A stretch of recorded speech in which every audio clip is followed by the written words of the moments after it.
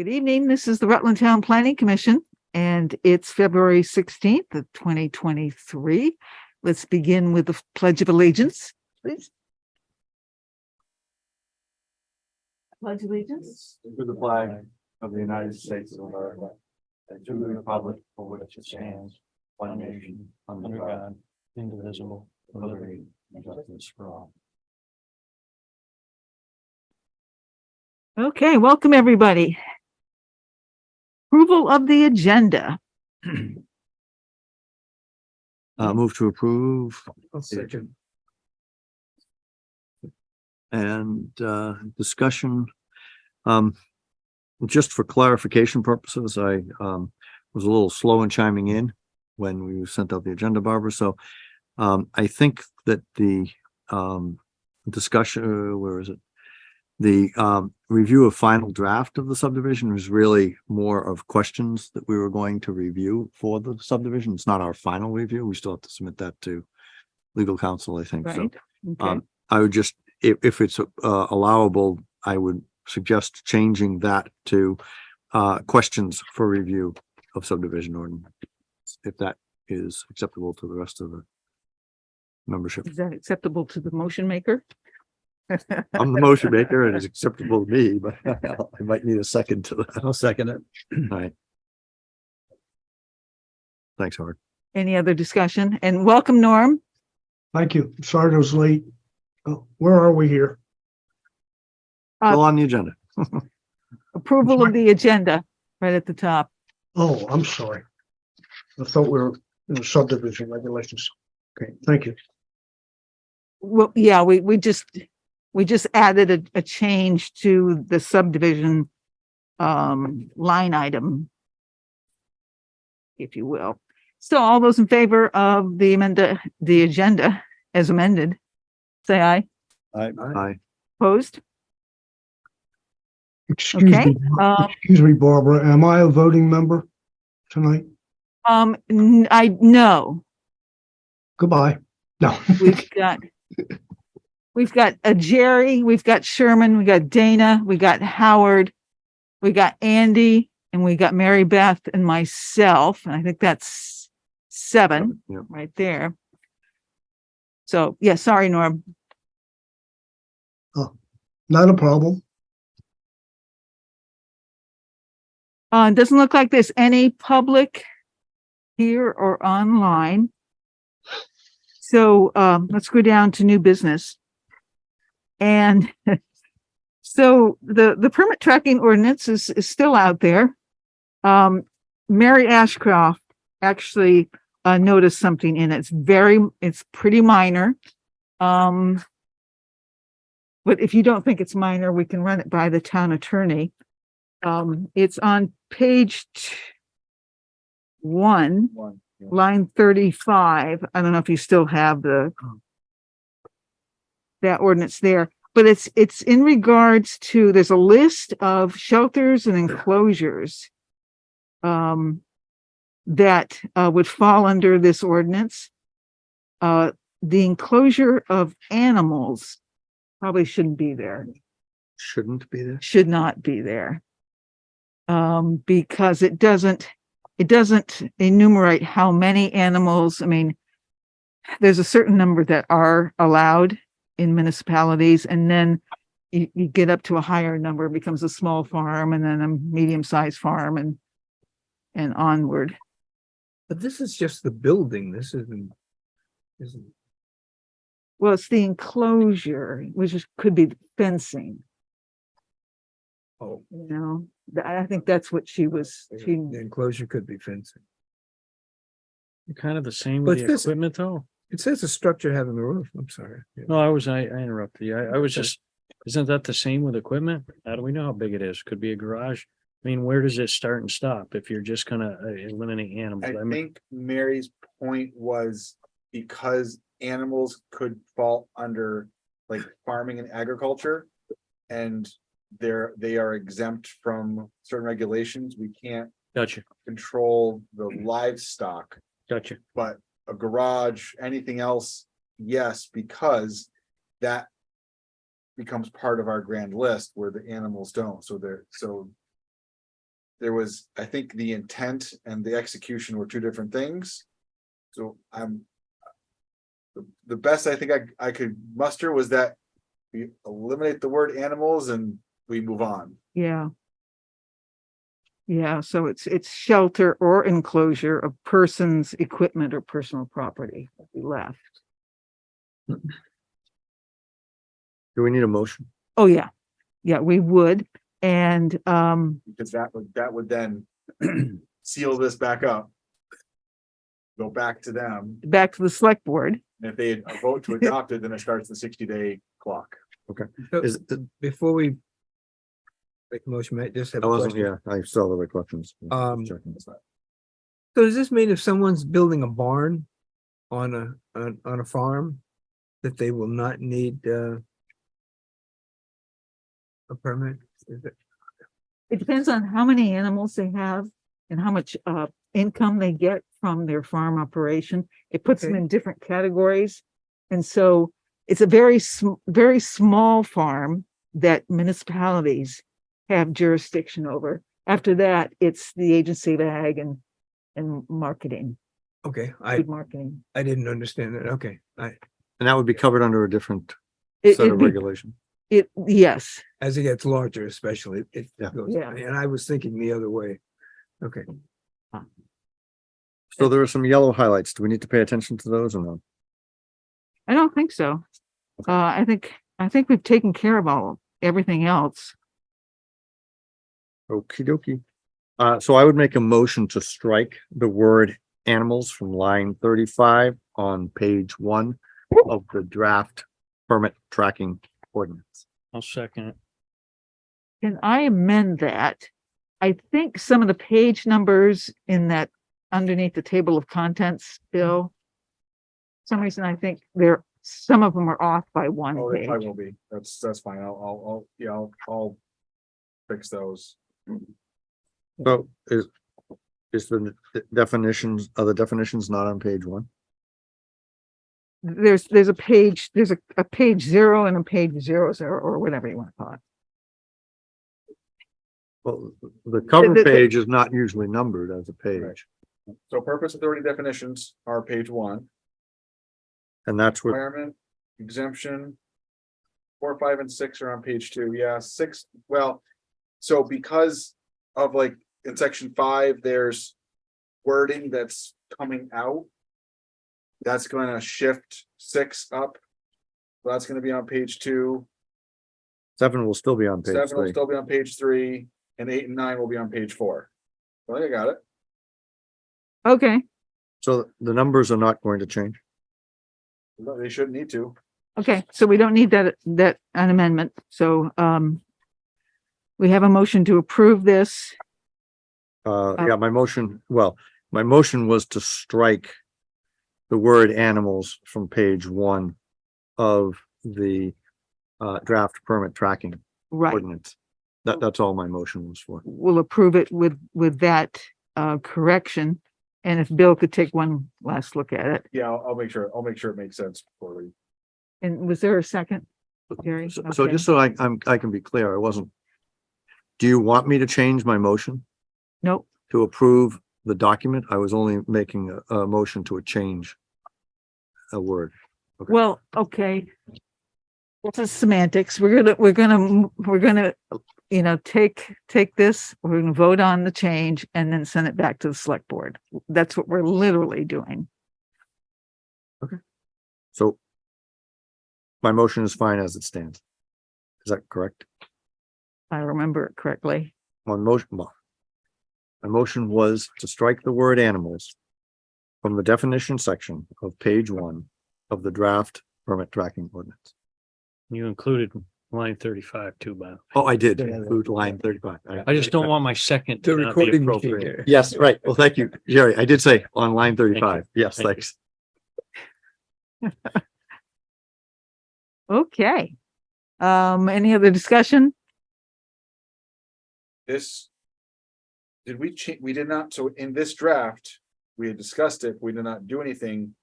Did you want to change the violation amounts? Because they are the same as they were before. I thought we decided to keep them the same. That's fine. Now is the best time to, if you wanted to do it, now would be the best time to do it, but. What is the group's thinking on that?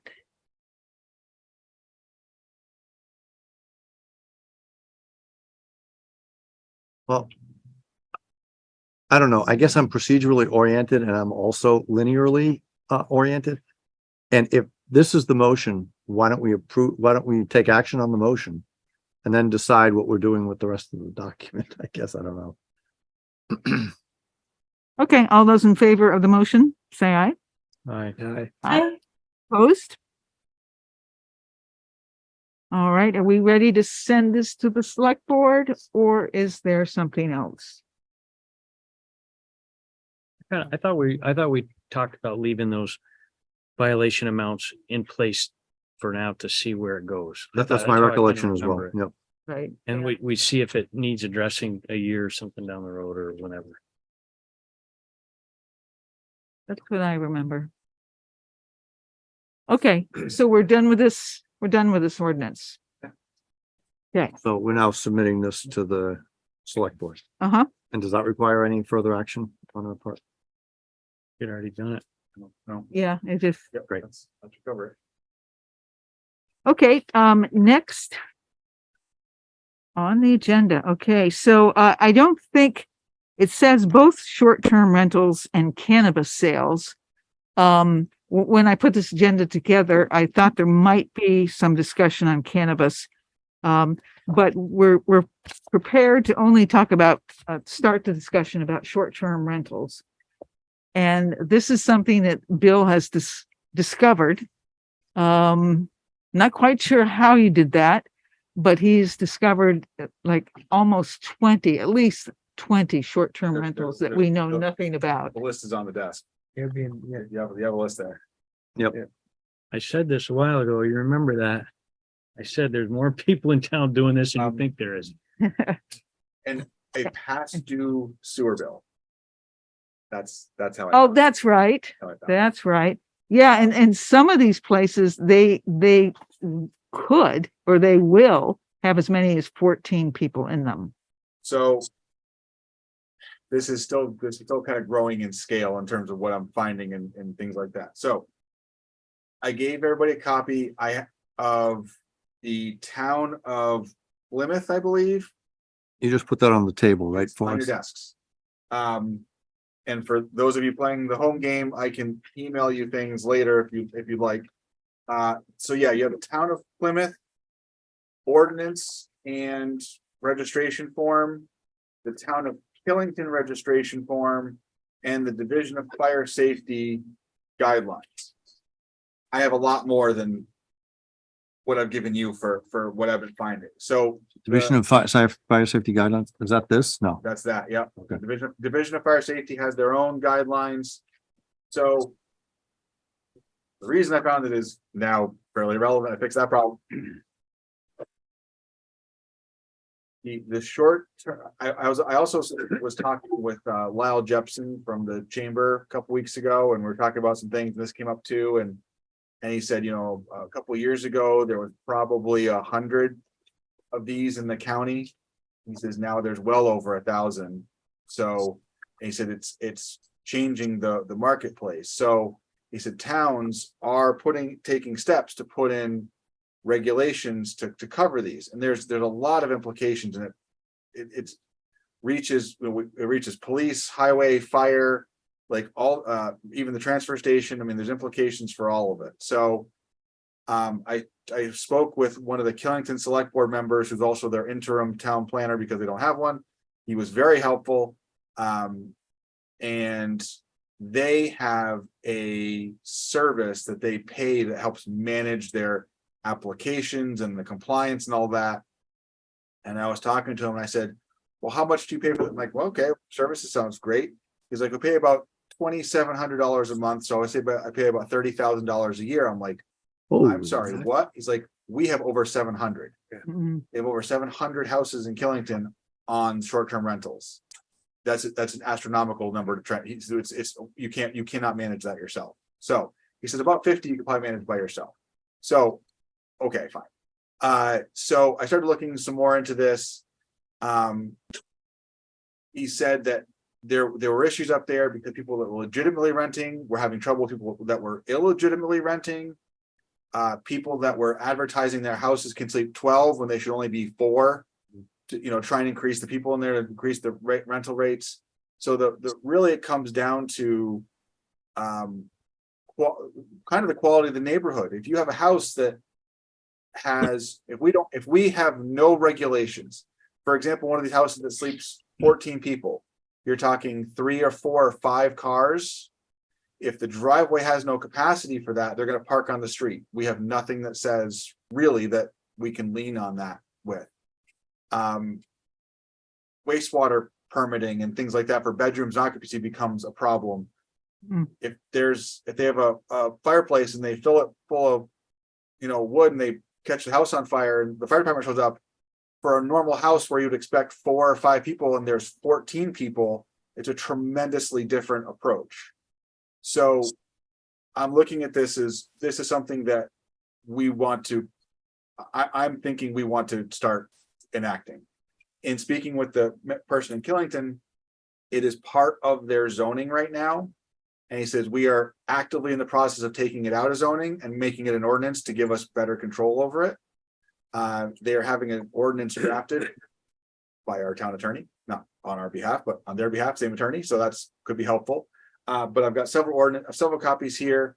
So Killington's regulations, Plymouth, Woodstock has their own, the village and the town of Woodstock each have their own. There's other ones too. So the general, and there is a fee for all of these. So like Killington does it November 1 through October 31 to line up with ski season. And they charge like $100 a bedroom. That's the permit fee for a year. So we have 55 bedrooms worth of units here. So, there would almost certainly be some work on, we're probably going to say me, on some of these things to check that they're up to date.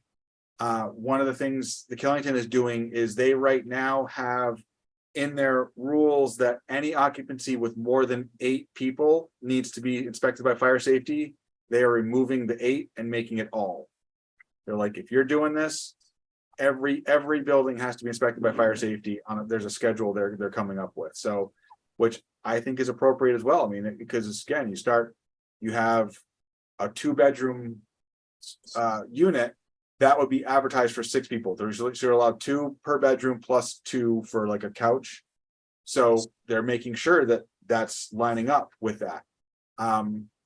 There's tax implications because if they're rental service, they're subject to rooms and meals tax, which the town gets a percentage of that. So if they're going around this, then there's implications there as well.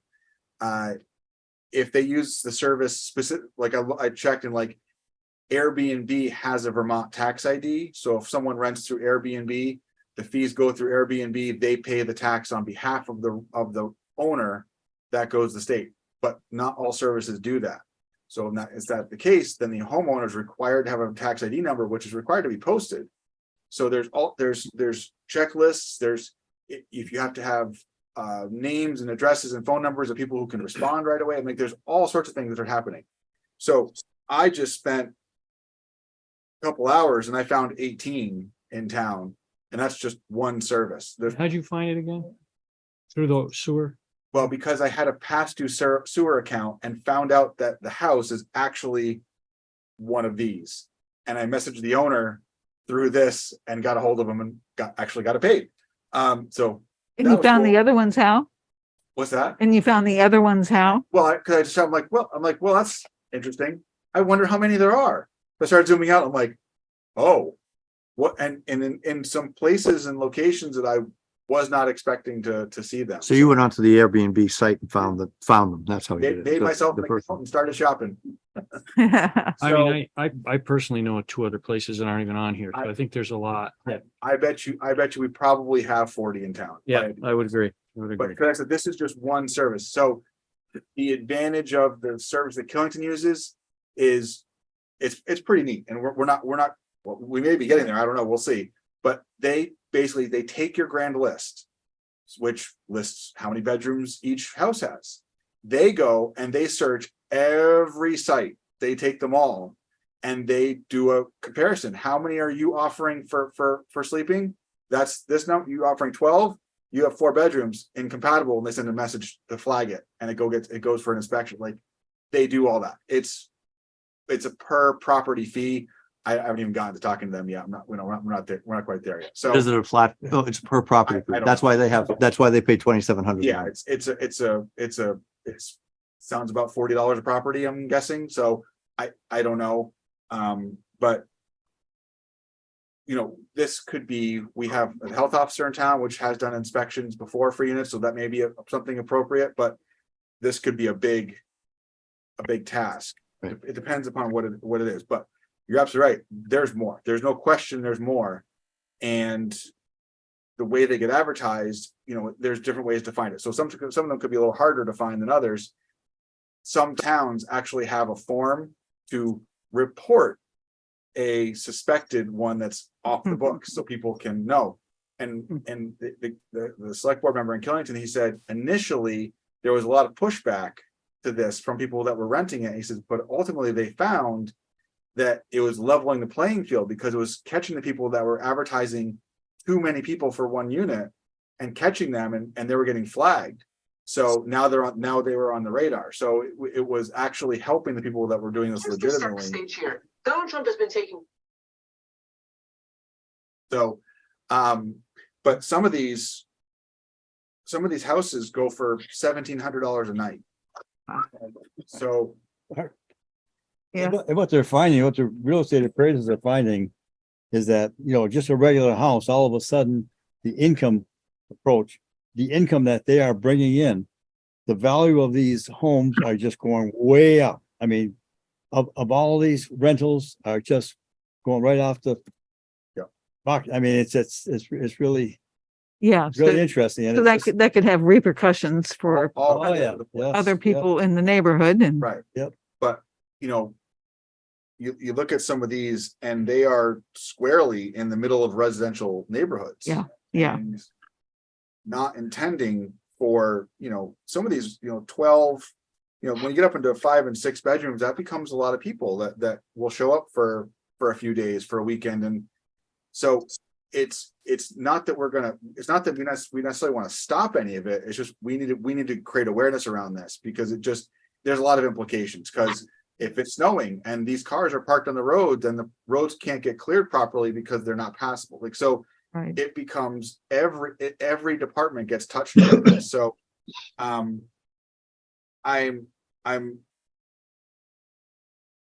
guess, looking, the select board is generally in favor of just. Yeah, it came up the other night. And Yeah, it's just kind of like, okay, we need to kind of like, they're ready to like say, okay, just, I think ready to hear more. But I think this is something that is worthwhile. It's something that's not going to go away. But the sooner we kind of get our arms around it, the better. And there's actually a Vermont short-term rental association, like for people that own the properties, can actually join an association, so they get all information. When you go onto that site, it tells you all the towns who has the ordinances, who has regulations, who's working on them, all sorts of information. So there's it's been growing in popularity, and it's kind of getting bigger and bigger. So yeah, and the select board essentially said, come back with Go something for it. for us. Yeah. Just to add to that, What's that when these website? houses- I don't know the website, Norm, but if you just search for Vermont Short-Term Rental Association. Okay, thank you. When these houses are available via Airbnb or something like that, that really shuts out anyone who lives here who's looking to rent that place because they can't afford it. So out the example of the one, for example, like that $1,700 a night that's Yeah. on this list. Yeah. It's owned by an LLC. So there's no way that house is a private residence anymore. It's Right. 100% rental property. Right. But that makes it a different tax rate. I mean, there's things down the line that if they don't report it, then they kind of trying to fly under the radar. Not that people are going to do that, but some people might, because they don't know, or they don't, so we want to get behind this. And I think that, you know, just if we just take it purely from a life safety standpoint, that's an important topic. Right. That's it. Right. That's the big thing that I see. I mean, I've had people ask me to come do work. And you can't, with the state, I know that puts them into a commercial rental Yeah. situation and that they have to Absolutely. get inspected by the state. Yeah. They don't want anything to do with it. Yeah. So I don't care about the work. I have Right. plenty of that. I don't need, but you have to walk away if you're in my position because you can't, because you can't cut around the inspectors. It's a safety Right. thing. And you see houses that are maybe from the 70s that have one smoke detector per floor. That was the code then. It's maybe adequate, but they're not up to code at all. The stairways, Well- hand railings, it goes So- on and on and on. And And when So- it comes to like some of these places, life you safety. talk about egress, I mean, there's just. Oh, yeah. Yeah. And I'm gonna look at it Yeah. from that side of it, but that's fine, you know, but there's a lot of implications, and like I said, this is just one service, and so I don't really know. It doesn't sound like Killington's draft ordinance is ready yet, so I can't just go and like take it. But there's other ones here which are, and there's more out there. There's just a couple that I Yeah. came up with. So Killington's is zoning based, but other ones are not. So But they're going to an Killington's ordinance. So, he said we are actively taking it out of zoning and putting it as an ordinance. So yeah, and we should have an inside track with Kevin Brown. but he said that they want to have it passed before, they want to have it be effective for this season. So they're trying to get it done before November 1st. I think that's great, but like, I don't know how polite it is to go say, thanks for paying to do all the work. Can I have a copy? Like, so.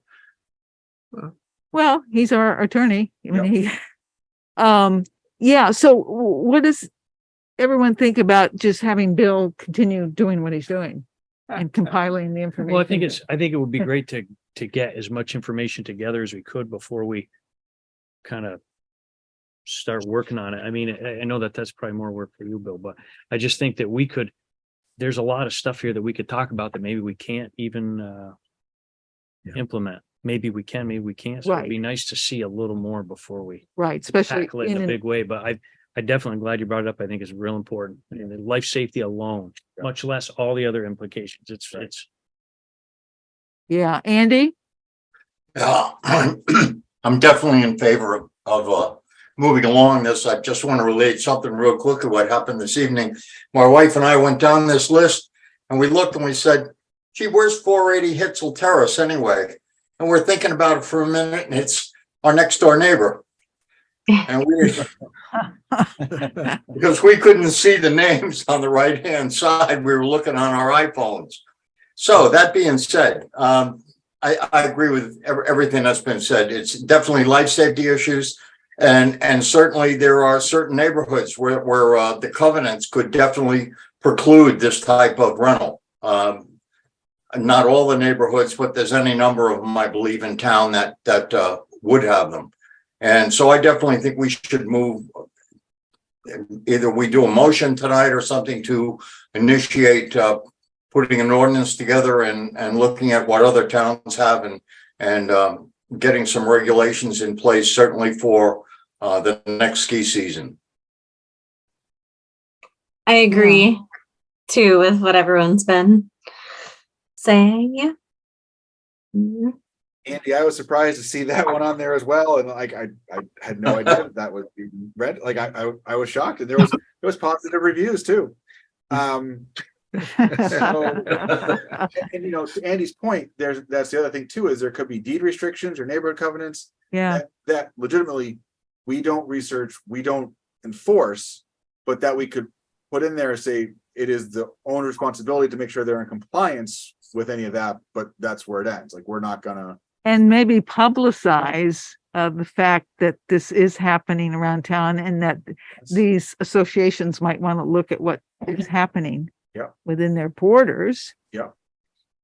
And I'm sure there's neighbors out there that are, if there's neighbors that have these properties next door or in their vicinity and the people are not well behaved, they're going to probably speak up pretty quickly if Yeah. they're not allowed. Right. So, so there's, I love the group, but every 3 weeks is probably not going to be enough time to get this done in a timely fashion. So open to suggestions on how, kind of where you think we should start, and then how we kind of progress it. I mean, I'm not going to write the ordinance. That's, but I'm gonna look to take parts and pieces from here and there. But I certainly can start with Kevin and see if he'll give me a copy of what they've got. And Well, he knows what we have already on the books too, so that would be handy. We don't have anything governing this anyway, right? No, but just some of the fire safety and the street, Yep. Restrictions and all that stuff. Norm? Two things occur to me, and I confess that I'm not hearing everything. Some of your voices are coming over, and my hearing, of course, is declining every day. I think this is a major concern, safety concern. Some of these are older homes. If they're keeping 15 people a night, what's going to happen to their septic system? How close is it to a river or a pond or whatever? There are many, many implications, including financial. But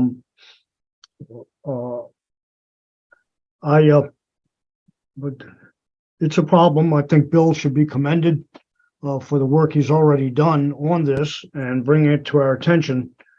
I think it'll be a long process. I don't think it's an easy one, but I think Yeah, but we've got some time to work with if we're looking at November. And we're looking at public, even though we're looking at a public hearing with us and a public hearing with the select board, I think it's still doable, especially at the pace Bill is going so far.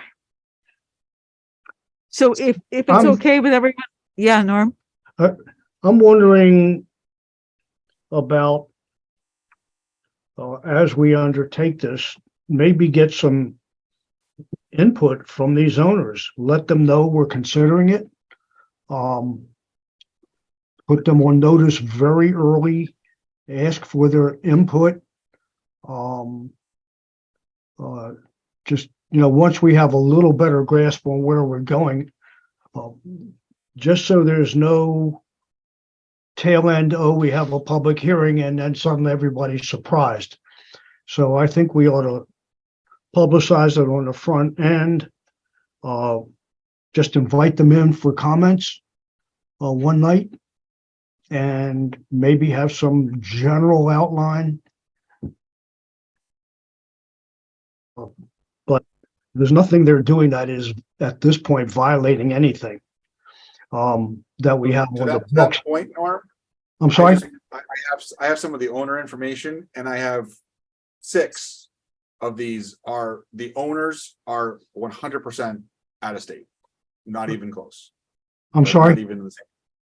I have at least 6 of the properties that I found so far. The owners do not live in state.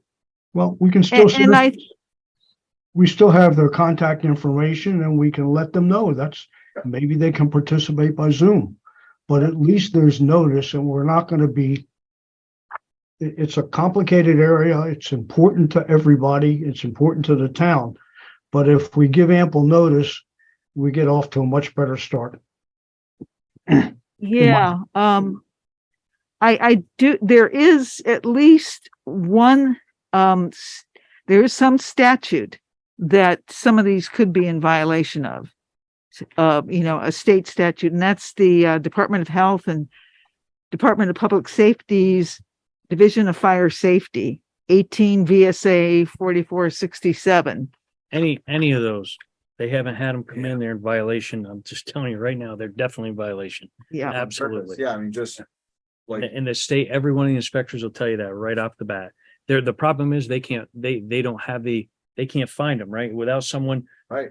saying Directing you need to them. go here. right, I will And it- happily hand them a list. Right. right. And the Department of Taxes, it looks like, Right. Yep. too. But They're that's avoiding. That's part of the guidance form is guiding people. And if they so like I said, Airbnb, it looks like they do it on the owner's behalf.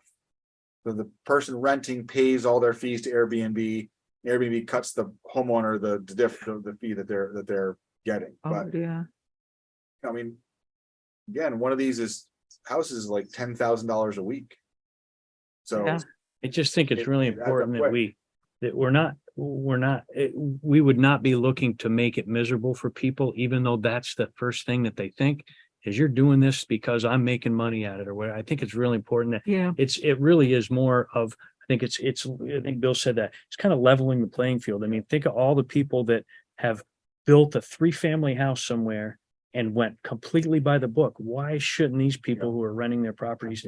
So it's interesting. It's gonna be, it's gonna stir the. it's gonna Oh, stir it the Yeah. hornet's nest. absolutely is There's going no to. doubt. But And Andy. Yeah. Andy, go ahead. Yep. While we've been sitting here, I just clicked open Vacasa, which actually we use in Florida, and just opened up one of the houses. This is quote, "We stayed here for 4 nights at the end of 2018. The place was great. We had 8 adults and 9 kids, and it fit comfortably in the house." And this is from one of the houses that advertises for 410 maximum. And so they're saying they had 17 people in a Wow. 5-bedroom house. Yeah. like like And that's, you can all look at that. You just hit the Vacasa website and start scrolling. You can see it's right there in print. Yeah. So I mean, it's a problem. purely from the life safety side. I mean, that's it. Yeah. You have 9 kids in the house. Like we do not anticipate that level of occupancy in a house. At 100% will not anticipate that. So the list that I've got so far, I gave to the fire chief just so he was like, hey, just so you know, just in case. But yeah, I mean, I think it's a dereliction of our duty, the town's duty, not to address the things this. that we do of chasing, not enclosing animals. We're that's important. But this is something that we can have. It's a positive impact for the community to say that we don't want to start getting we don't want it to start by getting complaints, and that's where the whole thing starts, because then we're behind. If we can be in front of this, then it's going to be better for everybody.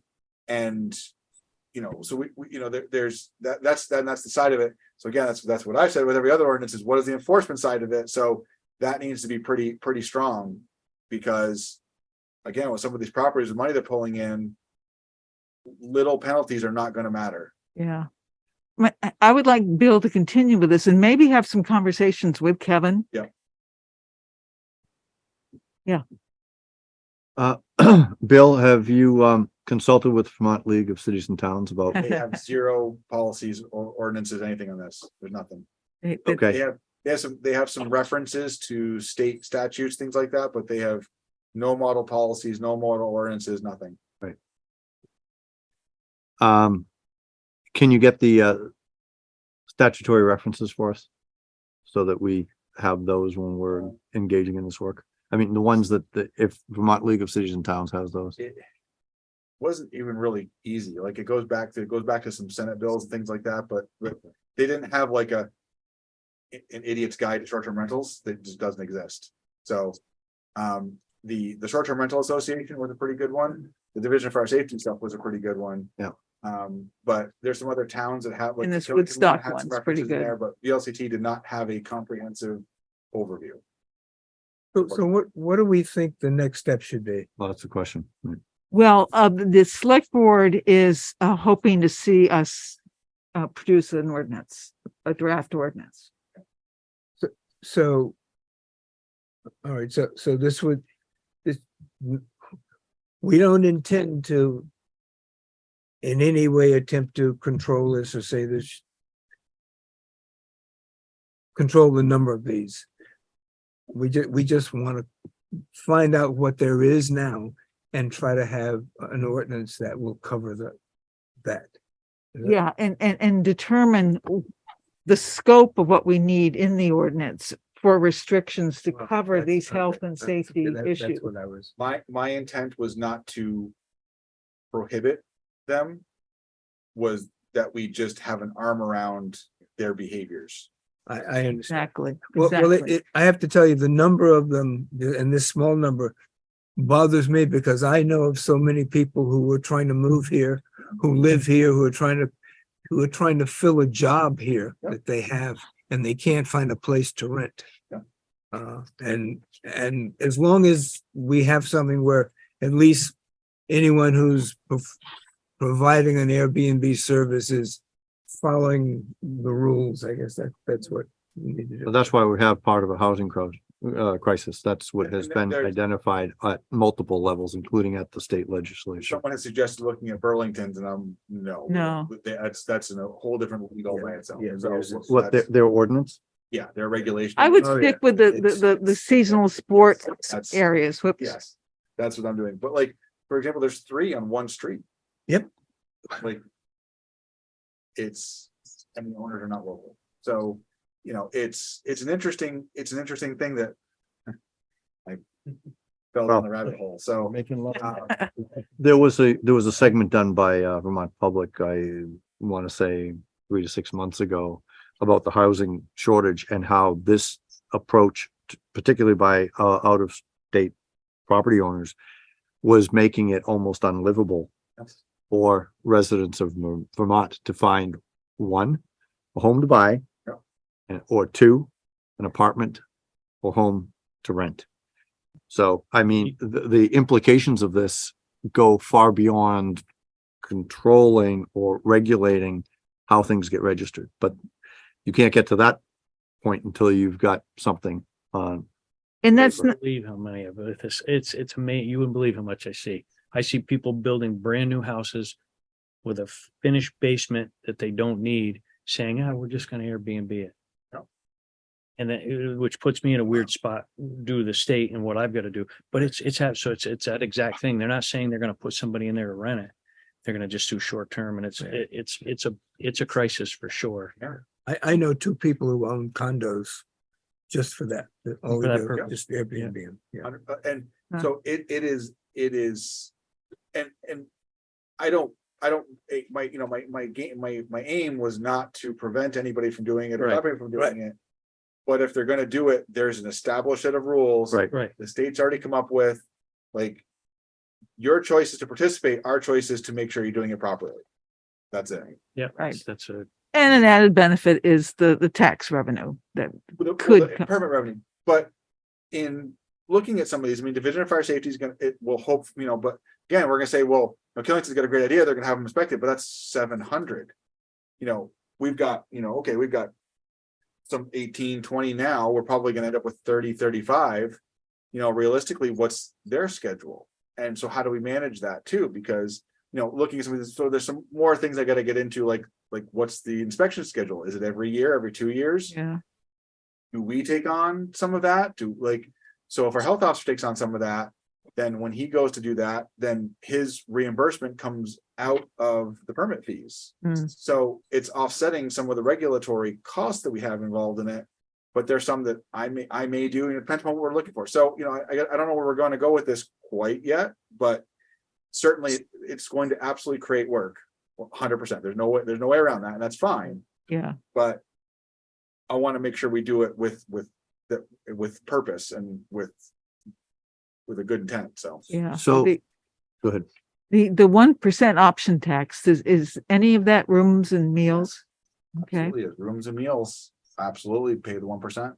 So that's a big part of this. So that's making sure that, because when that's making sure that Airbnb is aware of the difference, because the zip codes are largely all the same. So just straight up and down, they do not know there's a difference. And so that's the other thing is, like, I gotta figure out how to approach that, go to Airbnb and how to approach that and be like, have you been charging this? And if you haven't, that's your mistake, not ours.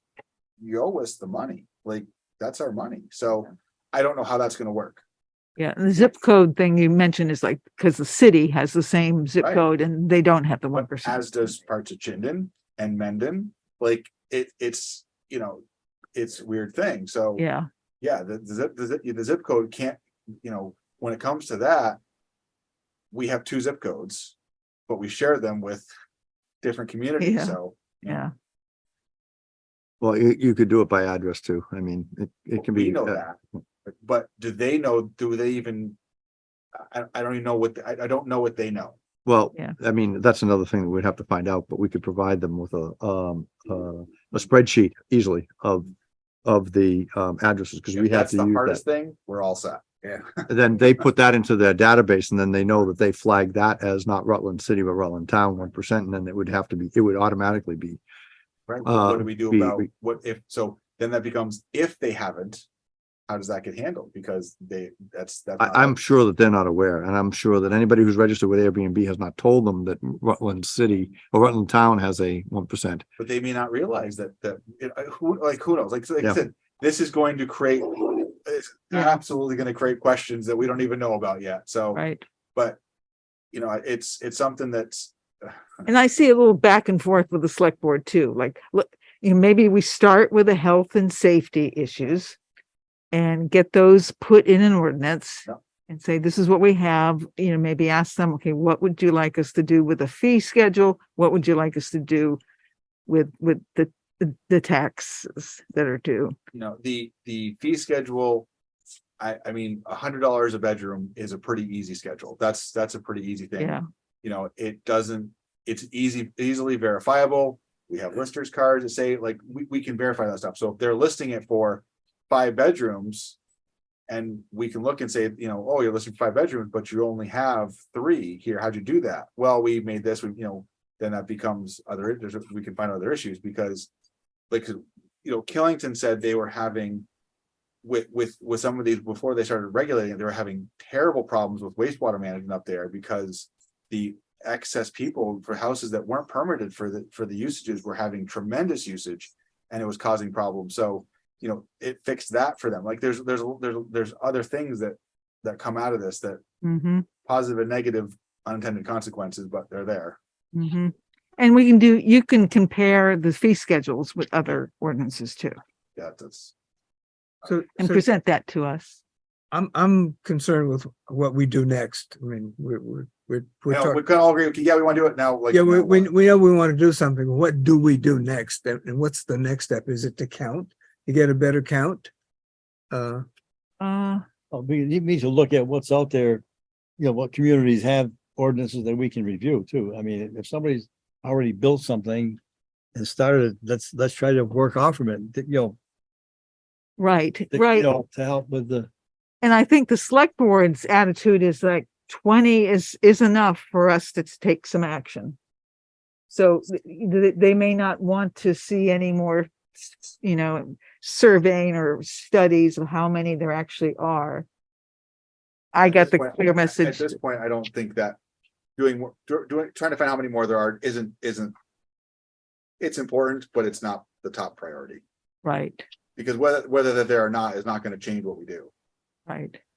And it just takes one fire, one tragedy. So then maybe there isn't the next step, then maybe at the next meeting, we take whatever information we either have already or any other things Bill might push us and we set some time aside and we start right at the top and we just work our way towards it. I mean, we've got to, right? Just the same way with all the other ordinances.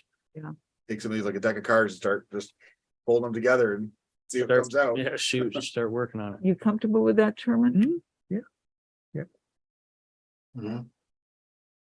Okay, The safety thing and look at the things that are in violation. That's really the important thing here. And we notice a whole ton of these that are definitely in violation. And I think then that obviously- trickles down to things like what Bill's saying. I just use my neighborhood as an example. Don't know if there's any in my neighborhood, but we all use a certain amount of water. We all get paid.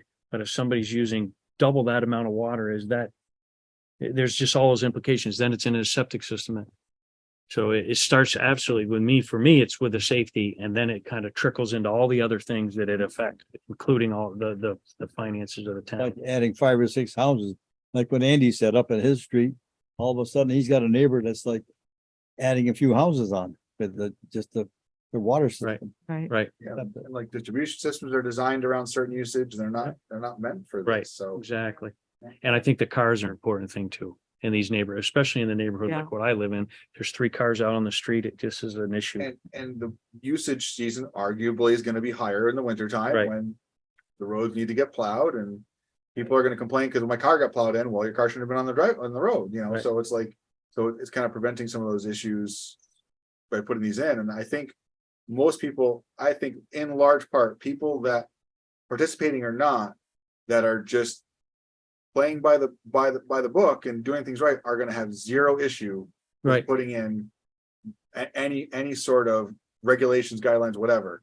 It's people that are trying to possibly unintentionally, maybe they're not following the rules, are gonna be the ones complaining because ultimately it's gonna cost money to do whatever it is that needs to be done. Right now, it's a source of unregulated income. Absolutely. And whatever they make is gravy, and that's why I think some of those units are being constructed, because they see that as paying their mortgage plus Absolutely. giving them income, Absolutely. and there's And- no downside to it. And I'm not saying And we that's, don't want it, we don't, and I do not want to make it like we're trying to take that away from them at all. But if they have people in their unit and their house burns down and people are injured or killed, they have a much bigger problem than they did before. Right. Like, and if it wasn't up to life safety code, then they become, I mean, there's all sorts of things that come down the line that, like, if that's preventable, then all the work in the world is worth it. So. And it's $1,700 a week for some of them. $500 is, yeah, or a night. But that's $500 if that's what the fee was for a year. That's nothing. I mean, Yeah, That's yeah, the for a thing, people year. will comply. Yeah, we're talking annual fees. Right. Okay, let's wrap that up. I guess, Norm, you might have another comment and then we'll move on. Yeah, I was just curious, is it too late to get something on the town meeting ballot? Oh, yeah. Oh, yeah. Ballots are posted, Norm. You can look at the sample online right now. What would you put on, Norm? Well, I was just wondering in terms of notice to the public, if we had something like, should the town consider adopting regulation of the B&B of bed and breakfast, I'd be scared just like- short-term rentals for safety I'd be, and other considerations. And that way the notice would be out, people would know, and nobody could say they never heard of it. But That's there not a are other ways of to doing that. Yep, I would agree. I'd be Um, nervous that in the Yeah, town it It's might too, fail. it's and we're- it's too, Yeah. it's too late, but We it just have occurred to me, no need to take up any more time with it. I mean, I think it's our responsibility To notify people. as this I think it group just needs to to do happen, this. whether, Yeah. whether some people like it or don't. Well, like I said, Well, we- people that are not participating or participating correctly aren't going to care. No, they're not Right. gonna care a bit. They're gonna make sure they comply. And we Yeah. all agree that safety is a major issue Right, now. that's- It doesn't matter what anyone else thinks. That really- I wasn't I'm sorry. One last word. Yeah, I wasn't suggesting that it wasn't our responsibility. I was just thinking about how to best get the word out. Not everybody reads a lot of things. The Circle, the website, this, that, or the other, but if it was on the Not ballot, many people vote on town meeting day either. well, but if it's on the ballot, it's got a better Yeah. chance in my view. It's too late. We could do Let's it. not- Yeah. We could do a postcard for that matter, just to Yeah. notify people and Yeah, direct them to the website or If something. if we put it on the ballot and people said no, then Terrific. it's like. Yeah. Yeah, Jerry just said that, yeah. Yeah. That would not. We're I mean, dead in it the could be water. advisory, but that's way too much work for little benefit. All we need to do is notify people. We We've don't been need there to. with zoning. I think we, Okay, okay, that's a good place to end. So what, do you need a motion? No, I don't. no, I don't think so. Bill's already been doing it. I don't really know what our next Yeah, step is though. That's. I've got 8 things written down here and I'm not sure where we're I starting. think So we start, I'll reach out to Kevin and see what I can get. And just start by creating a table of contents. What do we need it to have? Okay. And going from there. Based on our conversation, safety is something that we know that regardless of what else what other issues there are. Yeah. It is an issue. Yeah. So maybe we do what you said, Bill, but try to keep safety at the top of the list. So at least we could, maybe the first thing we focus on is just safety and not these other tax issues or anything like that. And that way we can at least focus and get something done. And one more thing. If Kevin can just keep in mind that we have a health officer, it could be that person, it could be you, it could be a combination, just so he can Designated start. town official. Yeah. Um, So if he can just start thinking about what might work, that he knows our town. Dana, if you look at the town of Plymouth, their short-term rental ordinance, it's got several statute references in there for Okay. different topics. Yep, I haven't had a chance to look at it. It So, was, yeah, there's actually They're several there. in there. So I'm sure. in what I gave you, and I have more, but Yep. they're not hard to, actually, like I said, the Vermont Short-Term Rental Association website lists by town, who has regulations, who doesn't, what process they're in, like it's a pretty neat database. Okay. Well, thank you, Bill. It's great detective work, and Okay. now let us help you with the ordinance. Sure. Okay, let's move to old business now. And Dana, lead us through the questions for review of the subdivision ordinance draft. Okay. So I sent one out and Bill has also provided one for us. I should have a copy, color copy. And I'll try to do this as efficiently as possible. We've got about 20 minutes is what Barbara gave us last time. Just gave me. So. It's down to 15. Oh, thanks.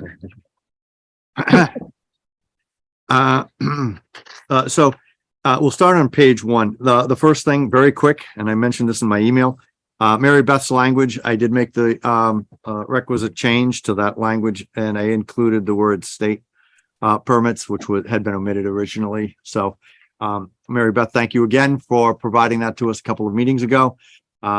People found that was useful. There's a link in there that we can use, and I made the change that I think Norman or someone else recommended, and included the word state before permits.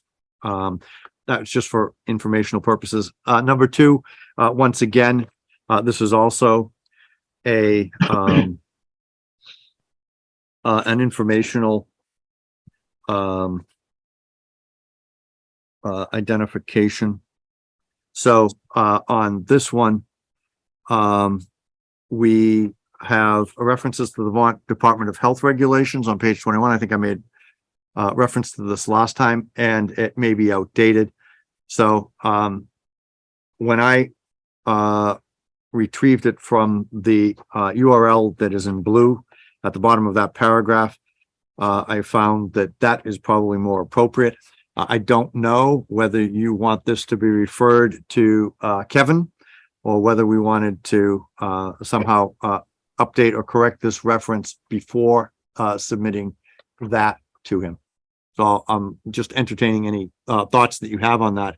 Give me your direction and I can work with Bill on it. My thought when it comes to my thought in general, when it comes to sending this to Kevin, is to put in what we think it should say. Right. And not let him do the research. That would be more cost effective for us if we give him something and he might say, just change this or this, versus him spending an hour or somebody spending an hour doing the research on our behalf. Let's give him the document we want. Right. And see what he says. So to that point, Bill, in this paragraph, I said that I believe the Agency of Natural Resources has taken over this compliance requirement. And if there's consensus here, then this is the statement that we would put in, and the link would be the one that I have put down the bottom. If everybody's good with that, then we would include that and ask Kevin to review it for us. Sounds like a plan to me. Mhm.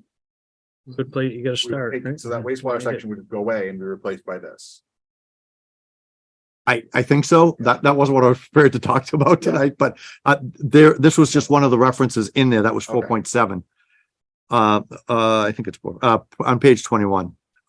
Anyway, so I don't know if that's all of it, but I would include that. You and I will review the final that document before we send it to Kevin anyway.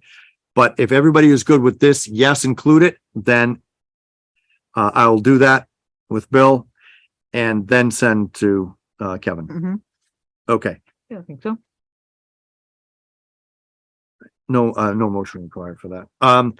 The, next one is, section 3, reviewing the remaining standards on there. Management organizations, there's we need to have a discussion on a management organization to operate and maintain these facilities shall be required by the commission. And then the addendum, we need to have a conversation about that as well. I'm going to move on. In my email, I said that we will also need to have a conversation about section 4. The statutory references, we don't need to discuss. Those will just go as I have identified them before with my questions, and those will go to Kevin. I think that that's appropriate because we want him to check those references based on last time's discussion. Yep. So I will note those. You'll have all of my annotated questions about that. Yep. And then we can send them to him, but we'll have the rest of the things that we've decided included in the document. So we also should, I mean, we can talk about it later, but whether we want to Kevin or VLCT. Right. VLC will be less expensive and probably faster. Okay. Neither is guaranteed. So it's we can do either. It's just the first time we've used VLCT to send it back and saying don't do it, which we're going to ignore their advice. But we haven't yet done an exercise with them on this yet. Right. Kevin will be more expensive, and I do not know his timeline. VLC is less expensive, and I do not know their timeline either. Right. Yeah, this might be a busy time of year for them, VLC. Well, it's going to be another month Everyone. before we get this into its final form anyway. It'll be at least one more meeting, probably two. And, we have a budget for legal advice, so that's not a real issue. That's fine. Okay. Back to 3, Dana, I don't understand what this management organization is. So if you go to the, copy of the, document that Bill has, the draft ordinance, I gotta find my, I didn't provide any tonight. no, it's just the old, there's no reason necessarily to do that, Bill, because we're still operating off of the old one. Not though yet. And so, there, I got mine. Just pulled it out. So if you go to this document that Bill gave us quite a while ago, I'm still operating off of, the one that was dated. What's the date on this one? It goes back to either October or November. I don't even have it on the front of mine. And look at page 21. That's where that comes from. So,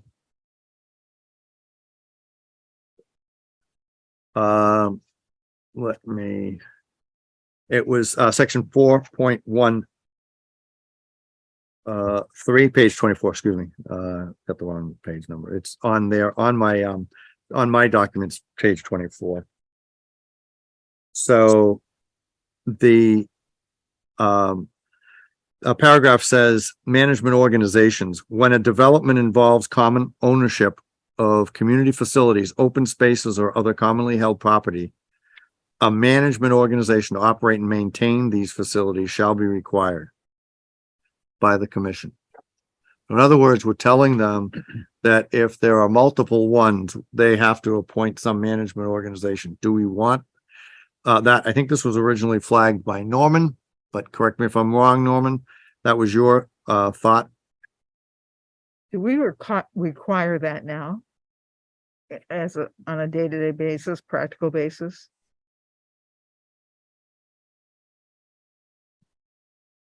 I don't recall the conversation, Dana. And I don't think we had a conversation. You just flagged that as something we needed to discuss. Well, let's ask our legal counsel, whoever it is, what the consequences of taking it out might be.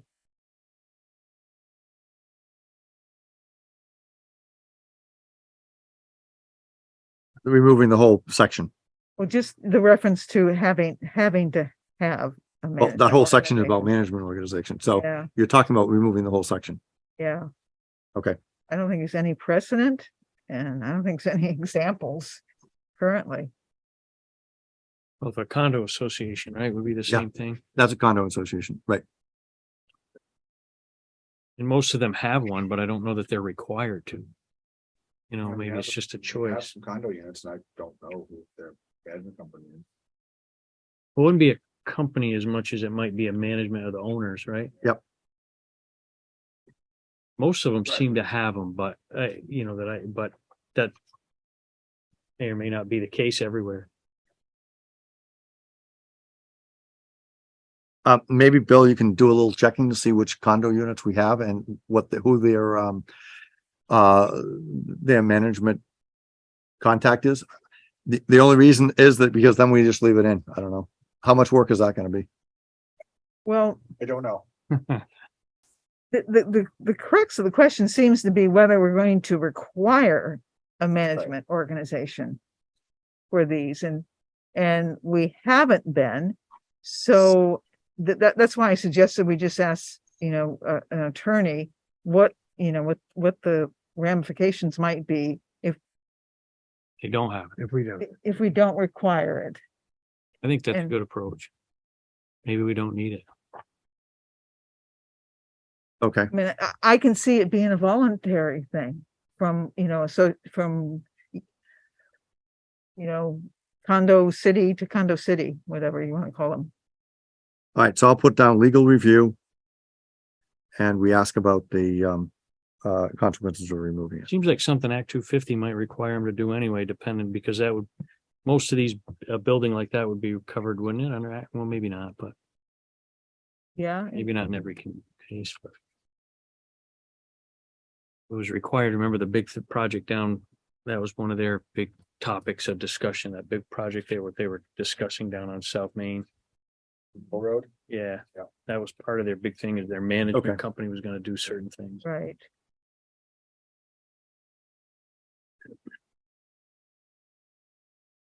Okay, I've got my directions for that. B, addendum page 25, addendum A. Addendum A is the chart that you have on page 25, I believe.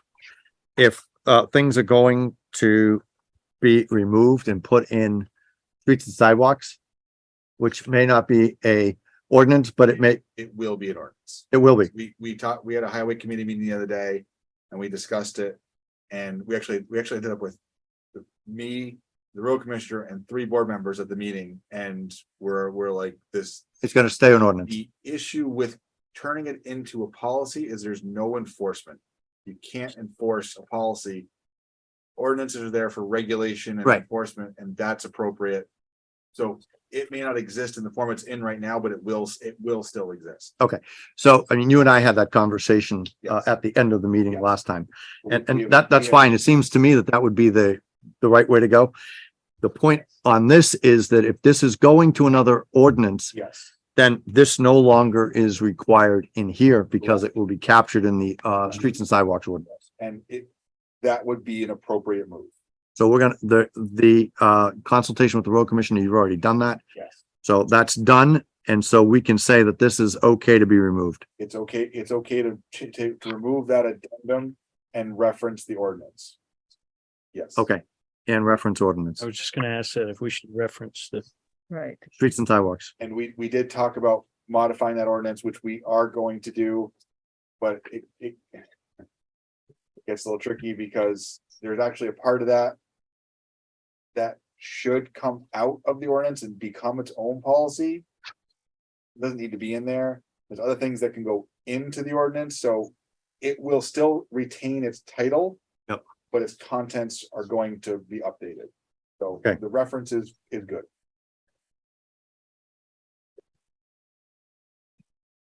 Then we get some statutory references. Yep, give me one sec.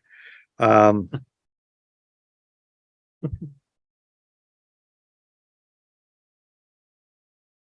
Okay.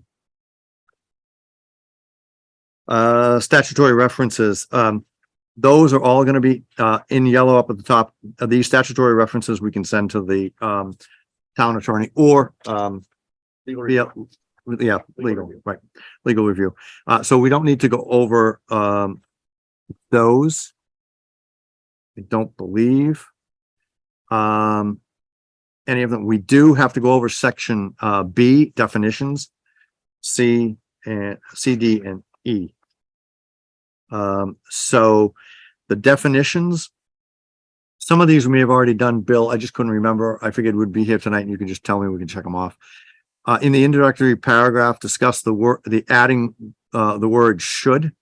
Now this is, page 5. If you want to flip to page 5, that way we can track along with my notes. And in, the definition section, the introductory, paragraph, discuss adding should as something to be encouraged but not required as defined in 24 VSA 4303 definitions. So in doing my work, they had a definition for things that should. So actually, excuse me, my note is section 1.12. It says page 5. That should be page 3, but that's my apologies. So that's the introductory paragraph under definitions. And in here, it says, unless the content clearly indicates to the contrary, words are in the singular include the plural, and those in the plural include the singular. The word building includes structures and shall be construed as if followed by the phrase or part thereof. The word may is permissive. The word shall and will are mandatory. In the statute. What's that? Go ahead. In the statutes, they have an additional definition for should as to be encouraged but not required. I was just wondering whether we should include that. What's the context? What's the line it's in? There is no line that it's in currently. In the introductory paragraph. The introductory paragraph, Should the would word, go where? we would add should.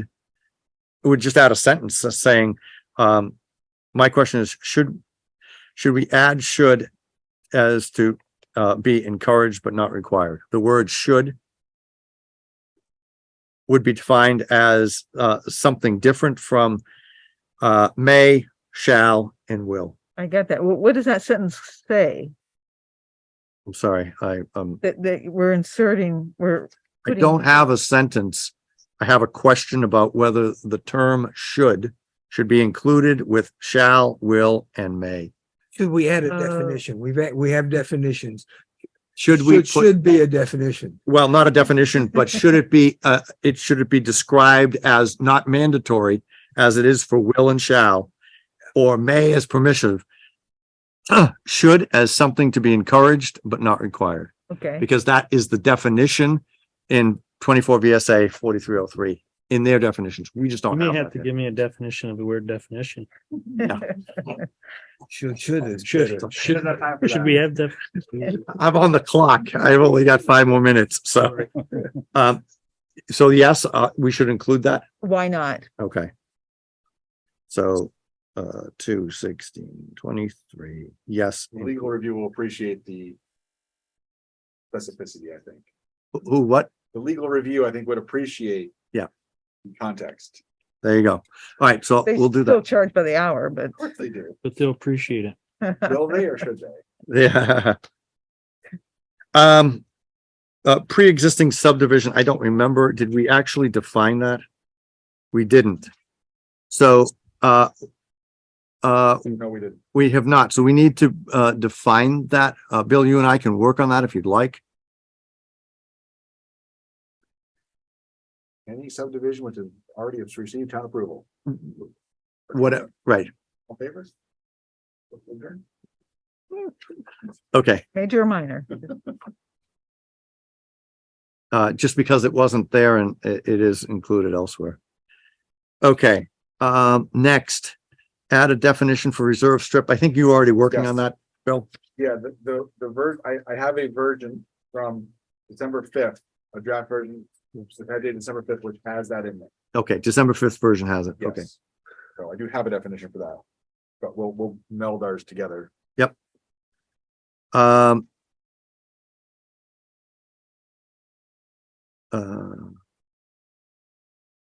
ACT Yeah, what is that? or, Reference properly noted, no further discussion. So I guess, okay, let's skip that's it. okay. We can skip it. I don't remember now what it was. Commission. Oh, where it says commission. Act was under definitions. Act was Vermont under, Planning and Development Act. That's what it was. yeah, that was actually back. Yep.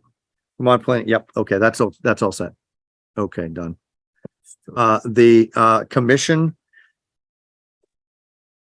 Planning Commission of the municipality created under VSA. My question was, do we add it as municipal planning commissions? Why is it plural?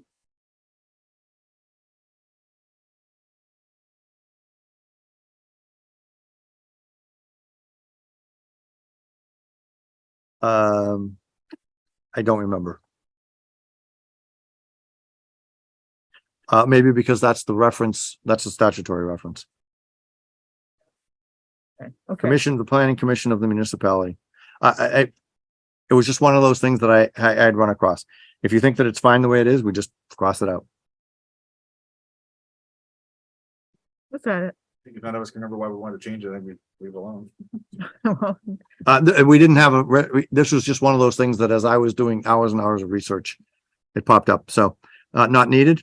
Not needed. Okay, great. Official map, discuss including the reference.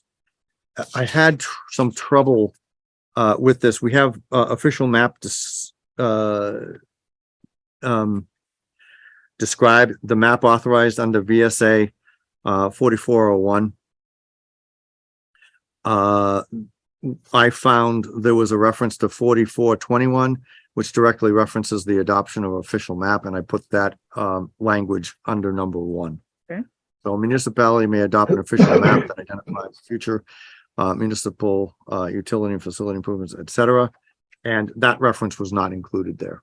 So if we want to include VSA 4421, it would just be listed among the other ones that are already on there.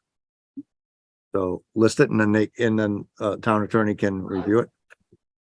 Okay, so yes, list 4421. Okay, the reference number 2, reference to 24 VSA 4401B 3 is erroneous. There is no such reference. And this is in the mapping section too. Definition. It's 4401B3. It's the first one. It says the map authorized under 24 VSA 4401B3. There is no such section. So, I mean, do we strike that and or ask legal review to research that? If you're sure it's not there, let's just strike it. I mean, why would we want him to look too? I could be wrong. I mean, I will say my eyes got buggy after a while after checking all of these references, but Yeah, add it I mean, to- Bill, do you want to just double check it for me and then we just remove it? Sure. I mean, somebody other than I should probably just double check my work. So that's all I'm asking. Yep. Okay, so Bill will check. Okay. And then remove.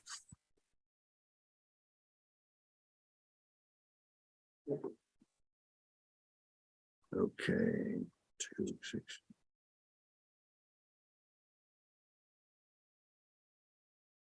The next one, review section 4403. Non-regulatory implementation tools, and 4404, state designation, implementation of municipal plan. These sections seem appropriate. I guess I'll just say that's fine. I checked them. If you trust me, we check them off and we're done. Mhm. Okay, great. Okay, that brings us down to Question that Norman had, approval, required, section 2.01, page 6.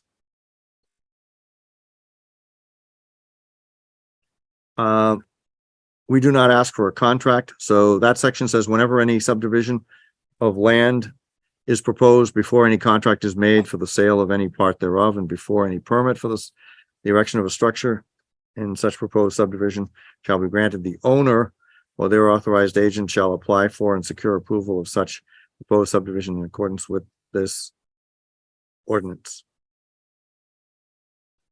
The word that Norman flagged was before any contract is made. And that was what the conversation focused on. Norman, do you remember why you did that?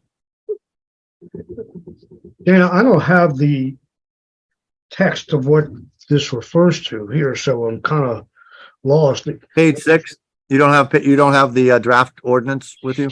I couldn't locate it, so I've just got this outline, and I'm finding it difficult to follow. Well, yeah, the outline was designed to be used in conjunction with the ordinance that we've been working on. What was the ordinance to which this outline refers? Was that part of the materials from tonight that Bill put out? No, I haven't had Bill do that because we've been working off the same one for the last 2 months. Yeah, I'm Yes, maybe the sorry, next I time. couldn't locate it.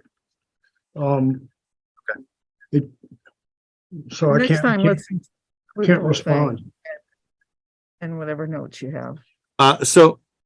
Okay. So the question is, whenever any subdivision of land is proposed, before any contract is made for the sale of any part thereof, and before any permit for the erection of a structure, blah, blah, blah, they shall apply for and secure approval of such proposed subdivision. If there's no objection, I say we just leave it in there. In reading Well, this multiple times, I don't have any reason why we wouldn't. Norman, you were the one who flagged that. That's why I'm giving you an opportunity to chime I in. don't think we have the right, usually my experience has been that you have a contract and it may be contingent upon getting approval. So that's why this caught my attention, I suppose. It says before a contract is entered. Is that basically the language? Before any contract is made for the sale of any part, the That's- sale of any part. That just seems to be out of sync. It seems out of sync with my experience because contracts are we can't regulate contracts. We regulate the activity that they relate to, but not the formation of the contract. Usually their contract is contingent upon permit approval. That's Why can't you just say whenever any subdivision of land is proposed and before any permit for the erection of a structure, just scrap the rest of that language? Because I agree, you can't really, I agree, Norman. I think that makes sense to just get rid of that line. You see what I Okay, mean, Dave? yep. So you're suggesting that it read whenever any subdivision of land is proposed and before Any any permit for the erection of a structure in such division shall be granted. Yeah, because Yeah. somebody can get a contract all they want. It just doesn't really matter to us. Right, because it makes the correct. the contract can't be executed unless those things are Right, taken care of. right. Great. That's exactly right, Joe. Okay.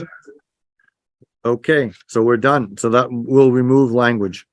So there's another intricacy with that this part. The before any permit for the erection of a structure in such proposed subdivision shall be granted. We don't grant permission. Yeah, right, well, We accept the permit tracking ordinance application, but we don't grant permission.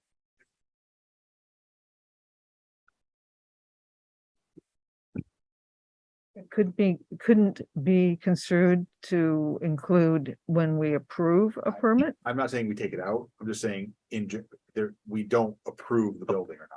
we don't provide a permit. But permit, Oh. we don't provide approval.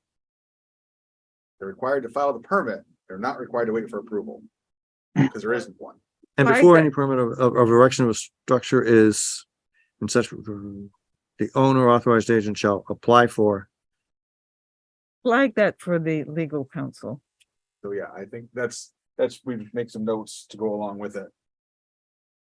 Okay. Flag for legal review. We'll take the language, the first language out though, and then flag it for legal review. Yes. Okay. Yep. Agreed. Got it. Okay, great. Thank you.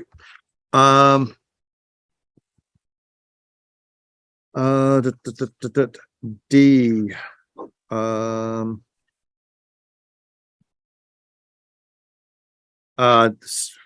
subsection, 1 is for legal review for the town attorney. We need a discussion on, Roman numeral 2. Findings of fact, that's 2.07, paragraphs 4 and 7. So that's on page 8. So paragraph 4, preliminary approval. And 7, which I think is probably final approval. No. It is, yeah. Okay, so paragraph 4, finding of fact. That was something that, Norman, once again, you flagged that as something. Do we do findings of fact? Well, And there is some reference to findings of fact in the statutes regarding planning commissions, but that's the only reference that I was able to find. So we need to decide how we're going to handle that particular reference.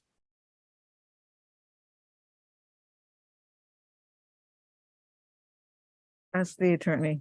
Ask the attorney. it seemed to, I Okay. think, Bill, I'm sorry, Dana, as I recall our conversation, I don't think we do that. We don't make findings of fact. Findings of fact are very specific, itemized statements that the judge or administrative judge or whatever makes of the evidence and then bases the decision on that. To my knowledge, in the several years I've been on the commission, we have never made findings of fact per se, maybe implied them when we ruled on a subdivision application. We haven't Yep. denied anything. This is regarding only the denial of that application. In my time here, I've never heard us deny an application. We've asked for more information, but we've never denied one. So I mean, that's probably why, Norman, we haven't had to do anything with findings of fact. So if we were to deny an application, we would have to give just cause for doing that, and that would be based on findings of fact. Yeah. That is defined statutorily about what findings of fact are, but we can certainly ask for a legal review for an opinion. Well, because I have never done it, I think I just flagged it, or we flagged it when we talked. Yeah, right. But at least to bring it to the attention of everybody, that if we do deny one, we're required to do this. And it's a different kind of hearing. I mean, you take evidence, you base it on the evidence, your findings of fact relate to various exhibits, etc. That's usually in a judicial proceeding. I don't know that this is considered the same thing. I think there is a definition. It's in administrative proceedings also. It's in Act 250. There's a definition, Norman, and you and I can go over that if you'd like, in the statute that actually references finding of fact. But rather than debating that, unless you want to research it, I think we just turn it over to legal counsel I and we agree. ask the question. Yep, good idea. All right, thanks. The next one, paragraph 7 is actually paragraph 5. Apologize, typo there. That should be paragraph 5. Also has the term, the amount of improvement. And there is a statutory definition for amount of improvement. If we want, we can use that. I didn't either inadvertently excluded it or just forgot one way or the other. There isn't a statutory definition that may help us. If we want, we can include that. And then pass it to legal review. It looks like something that should be defined. We didn't have it though in the definitions. There is a definition in statute, so we can add for a definition from statute. Great. Okay.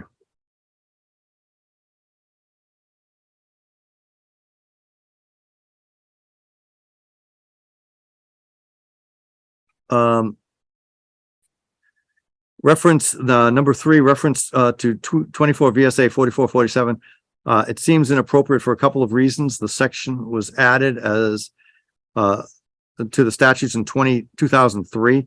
This section in the statutes references a clerk certificate and presumptive evidence of facts. It doesn't reference holding hearings. I put a note that this is probably for our town attorney, but it doesn't seem to be the right reference. So just to ask them, or no, town attorney or VLC, VLCT. So legal reference, everybody good with that? Mhm. Okay. 216. Okay. Last section, section 3.03, final plat, page 13. People want to jump to that.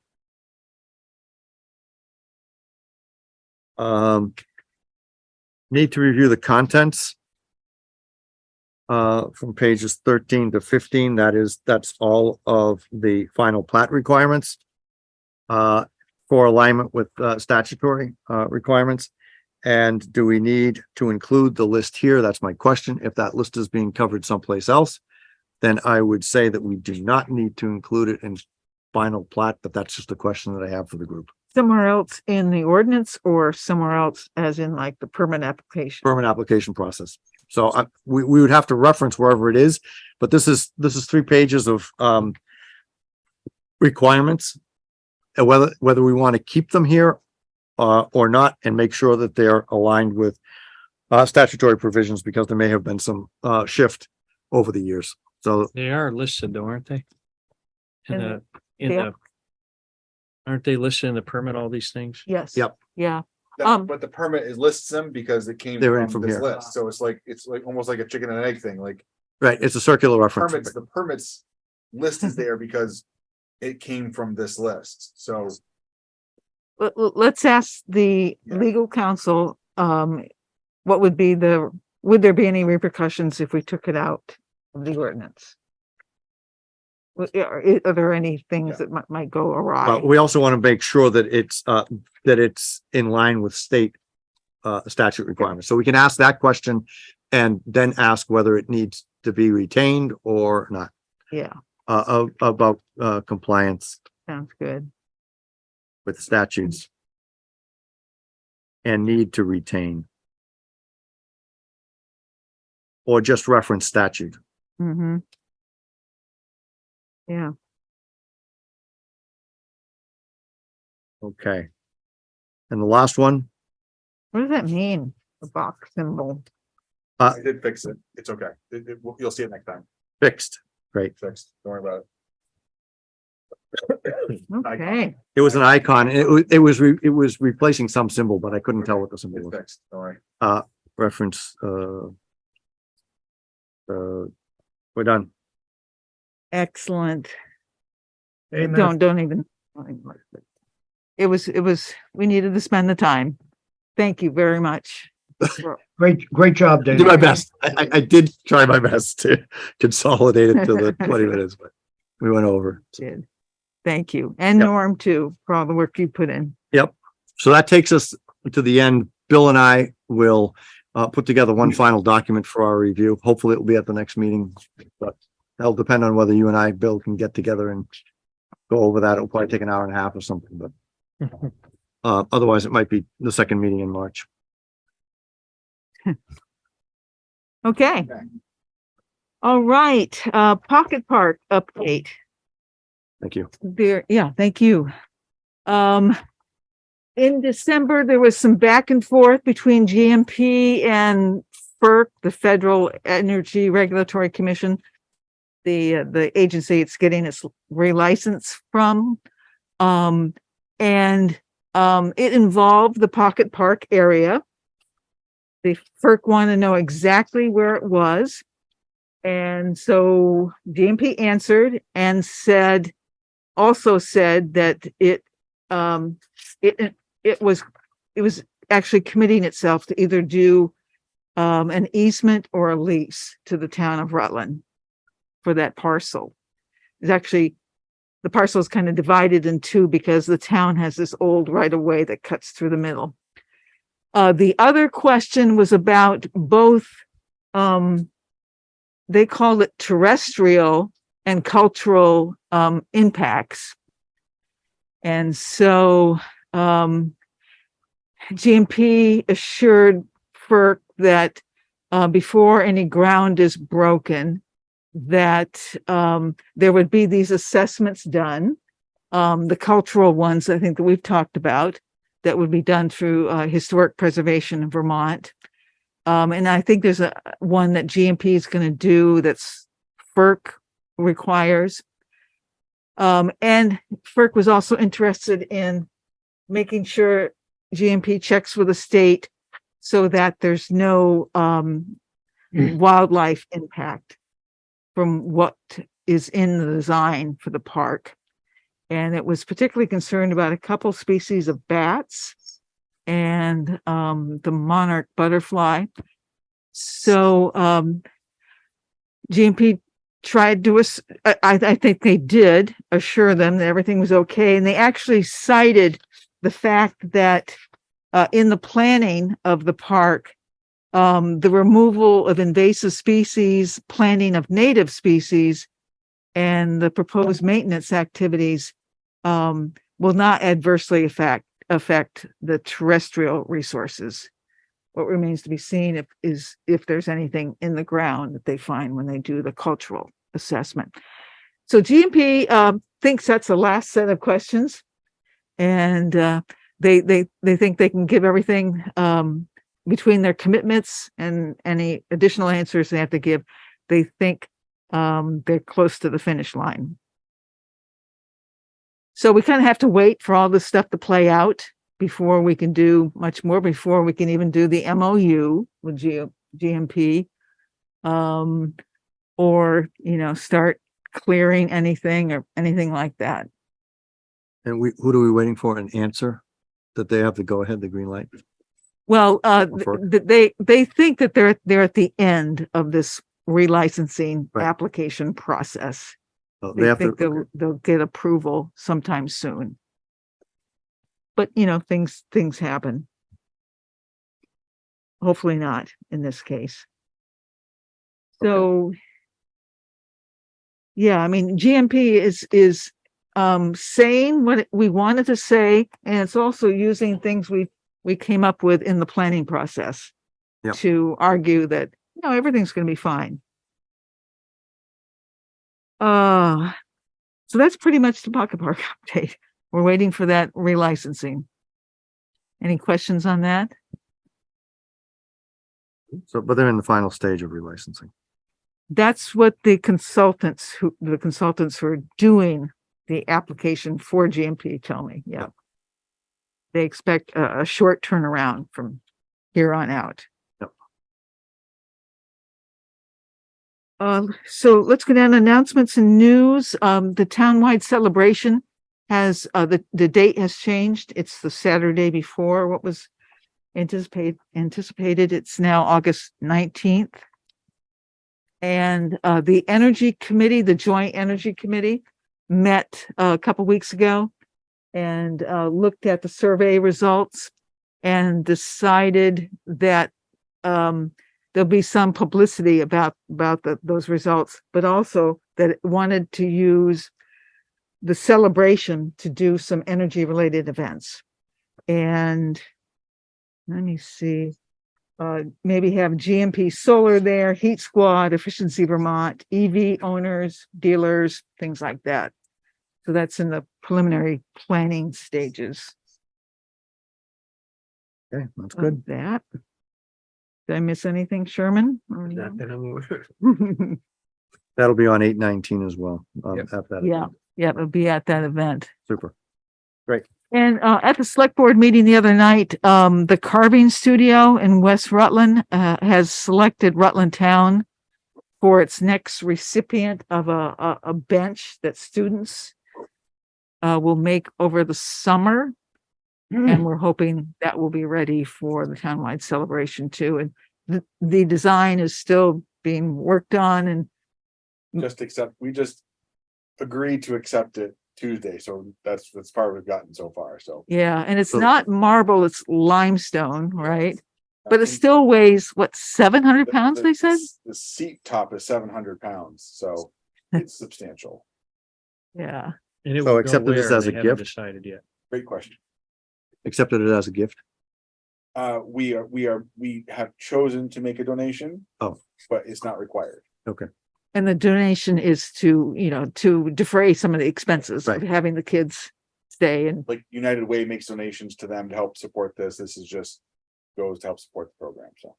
they haven't decided the location. Northwood, of course, is one of the options, but Dewey, out front here. So. And we have no idea what the design's gonna be. I mean, they've done dragons It can and, be community specific or it can be what the students kind of are inspired to be, so. Like if we want, we are eventually gonna redo the war memorial out front, so if we wanted to put it there, we could ask them to create a theme around that. If we want to put it in Northwood Park, try and create a recreation theme, like we could do, they've done trains, they've done books, they've done all sorts of stuff, so it's pretty neat. It'll be a pretty special gift once it gets here. Yeah, that's nice. yeah. Any other announcements? From anyone? Okay, let's go to the minutes from last meeting. Motion to approve the minutes of January 26th, 2023. Yeah, second. Okay. Any discussion of the minutes? I have one question. Old business number 2. It said, one more meeting is needed to finalize the discussions and is planned for February 6th. This is about the subdivision ordinance that we talked about tonight. I thought, but maybe it was off camera, maybe it wasn't part of the meeting, that we had moved that discussion to tonight. I think we decided that after the meeting. That's the only thing that I had. This is what was verbatim during the meeting. That was the discussion, yes. I think it's okay, Dana. I mean, it says it's planned. I just couldn't remember whether we had decided it in the meeting or after the meeting, that we were going to do it after the meeting had ended at this meeting, because I did know we had moved it from this meeting. That was the only question that I had. If everybody's recollection is that that was it, then I don't have an issue. Okay. Anything else? Was that supposed to be February 16th or February 6th? So I just asked. Old business paragraph 2, the last 16. word. It was that was Supposed to what be was tonight. discussed at the meeting. Originally, we had it it was supposed to be the 23rd of January, and we Right, couldn't make was it. because of the we the hadn't hub ordered it. thing. Yep, and then we bumped it because Bill and I were both available on the 6th. I thought that we had decided that we were going to move it to the 16th. Okay. It could be either. It could be, it doesn't matter to me. It's a change of putting it on as a 1 in front of the 6th. Is it worth it? It will be in this meeting's minutes. Right. That's what we did. We took it up and That's the only question. Yep. If everybody's fine with it, then I don't have any other. anything else before we vote? Nope. Okay. Okay. All those in favor of the minutes as it presented. Yeah. as presented, yep. Say Aye. I, Aye. Opposed? Okay. Okay.